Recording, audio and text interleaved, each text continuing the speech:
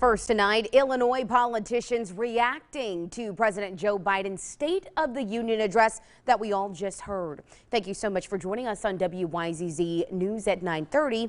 I'm Shelby Roberts. Well, today our Sheridan Hurtig heard from leaders representing the state, and she shares how the president's actions over the last year and a month or so have impacted Illinois. Sheridan.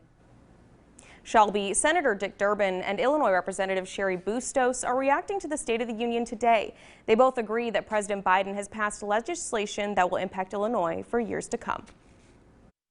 1 year since Joe Biden has been president of the United States, Tuesday night addressing the State of the Union and the policies he's implemented since being in office. Democratic Senator Dick Durbin acknowledging the $1.2 trillion infrastructure bill. This is historic.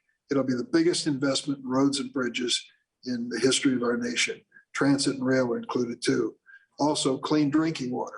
Illinois specifically getting $17 billion towards restoring the state's infrastructure. Durbin also brought up the American Rescue Plan Act, which included stimulus money during the COVID-19 pandemic, extended unemployment benefits, and funding for education, just to name a few elements of the act. $14 billion came back to Illinois just when we needed it the most, including $6 billion for Illinois counties and cities.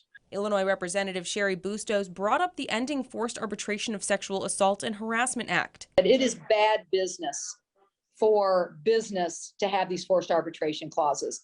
And so we want to make sure that we are spreading the word about this after this is signed.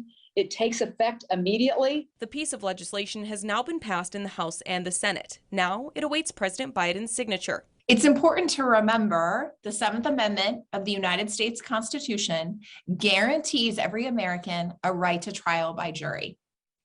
Forced arbitration allows corporations to write themselves out of that constitutional right. President Biden discussed Russia's war on Ukraine, the infrastructure bill, the American Rescue Act, how many jobs were created in the last year, and so much more. For more updates on local politicians' reactions, head to our website, ciproud.com. Shelby.